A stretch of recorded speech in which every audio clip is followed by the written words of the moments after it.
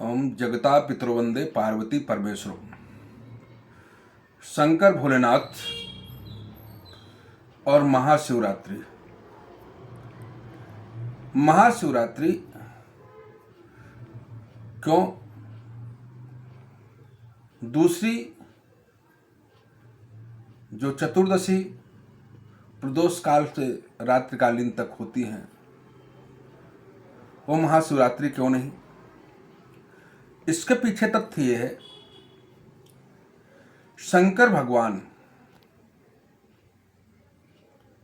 संहारक शक्ति के कारक हैं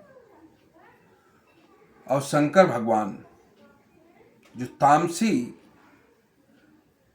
प्रवृत्तियां हैं उनके सबके अधिष्ठाता देवता है।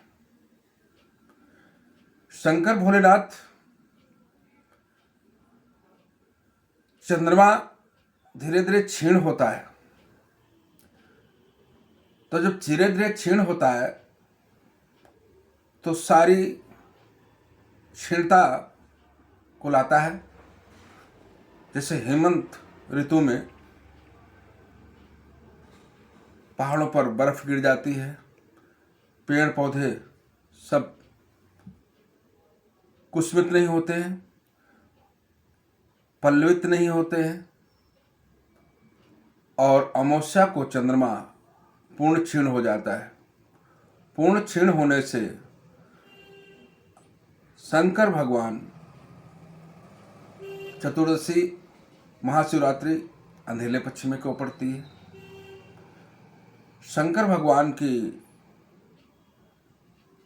प्रारूपता ऐसी है कि शंकर भोलेनाथ अंधकार में विचरने वाली जितनी भी शक्तियां हैं उनको सबको कंट्रोल करने वाले हैं। इसीलिए अमावस्या में सारे जो प्रयोग होते हैं तांत्रिक लोग करते हैं, शक्तियां भी प्रभावशाली हो जाती हैं अमावस्या में। उसके पहले शिव जी का पूजन, शिवरात्रि जो चतुर्दशी, चौदस,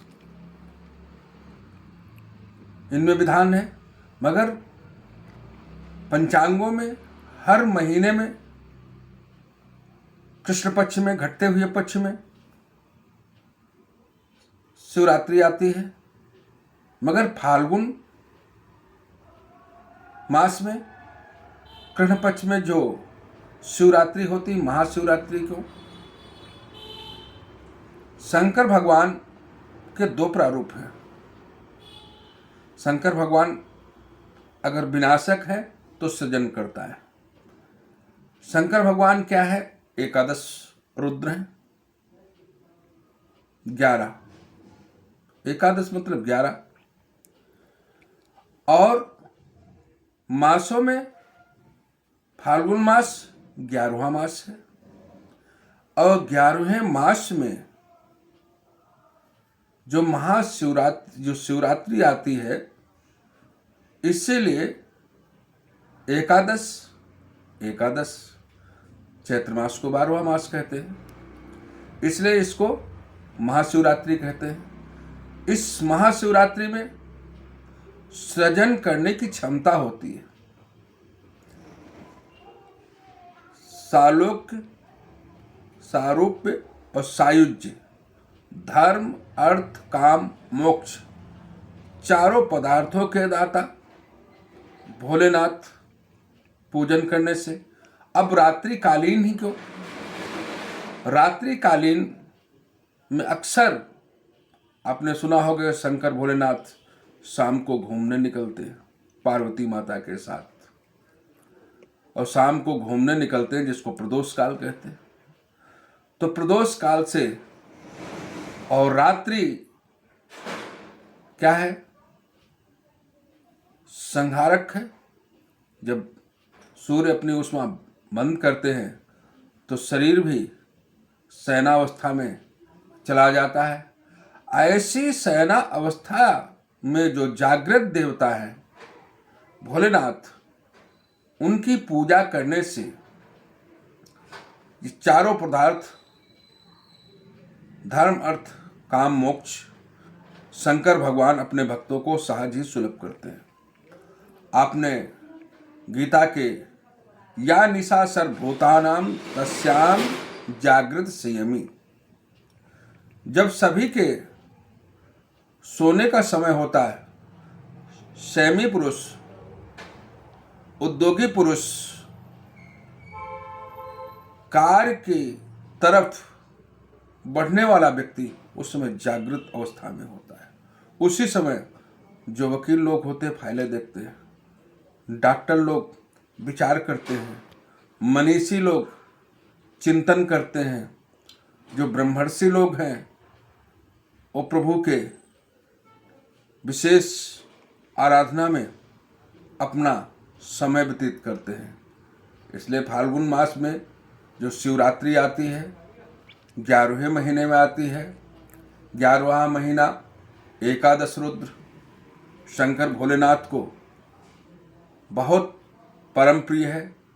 इसमें पूजन करने से, अब पूजन करने से क्या फल मिलता है? एक कथा के माध्यम से, शिवपुराण के अंतर्गत ही कथा है। एक बहेलिया, दिन भर उसके परिवार में कुछ नहीं था, वो जो किसी चीज को आखेट करके लाया अपने परिवार का भरण पोषण करे। शाम के समय धनुष बाण लेकर के वो पहुंचा, अंधेला हो चुका था। तालाब के किनारे एक बेल का पेड़ था। उसने सोचा रात्रि में जो जानवर आएंगे इस पेड़ के ऊपर चढ़ जाता हूँ, पानी भी अपने पास रख लिया। उसको ये पता नहीं था कि नीचे शिवलिंग है।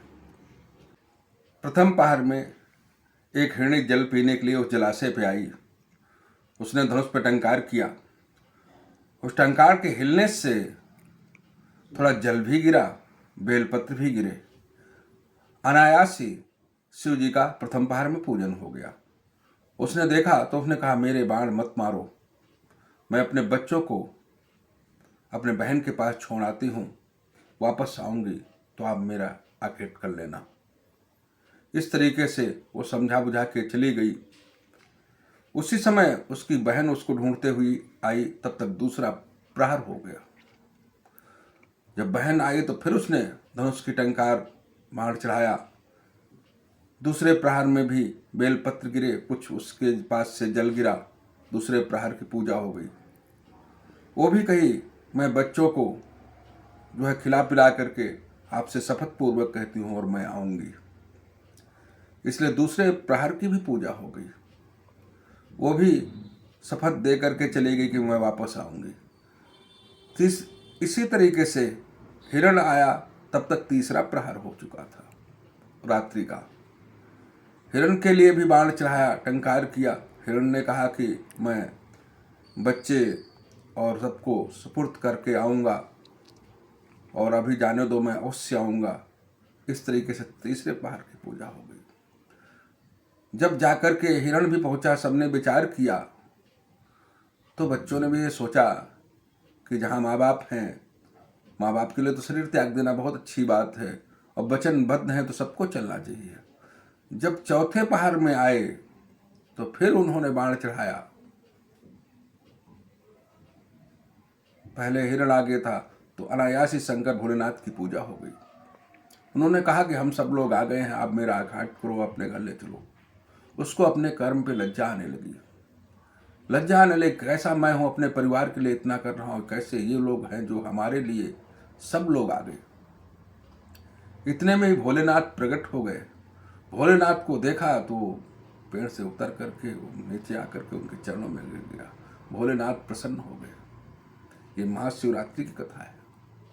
भोलेनाथ प्रसन्न हो गए, बोले वरदान मांगो। वो तो इतना व्याकुल हो गया तो कुछ बोल भी नहीं पाया। भगवान ने कहा, मैं तुमको अभी श्रृंगवेरपुर में भेजता हूं, वहां के तुम राजा बनोगे। राम जी की साथ तुम्हारी मित्रता होगी। वही निषाद राजगुह भगवान राम के परम प्रिय मित्र थे। तो समझ लो, अगर महाशिवरात्रि में हम सच्चे मन से भगवान को जल चढ़ाएंगे, पत्ता पुष्प फल जो भी चढ़ाएंगे, केवल केतकी का फूल भगवान को नहीं चढ़ता कि ब्रह्मा जी के सहयोग से असत्य भाषण किया था। बाकी चावल चढ़ाएं, बेलपत्र चढ़ाएं, अनेक द्रव्यों से भगवान की जैसे हो पूजा करें। पूजा करने में किसी को ऐसा ना हो कि हमारे वाणी के द्वारा या हमारे शारीरिक गतिविधियों के द्वारा किसी को परेशानी हो। श्रद्धा भाव से करें। भगवान भोलेनाथ शीघ्र ही, आशुतोष नाम है, शीघ्र ही प्रसन्न करने वाले हैं, होने वाले हैं, शीघ्र ही प्रसन्न हो जाते हैं और अपने भक्तों को अभिष्ट वस्तुएं प्रदान करते हैं। बसंत ऋतु का मतलब यह है कितने तरफ चारों तरफ फूल खिल जाते हैं, कुछ समय बाद उसमें फल लगते हैं। इसी तरीके से जो भगवान भोलेनाथ की पूजा पाठ करता है उसके घर में प्रसन्नता ही प्रसन्नता होती है। किसी प्रकार की कोई कमी नहीं होती, बीमारी नहीं होती है, अकाल मृत्यु नहीं होती है। तो भगवान भोलेनाथ की महाशिवरात्रि में पूजा अवश्य करें। ओम हर हर महादेव।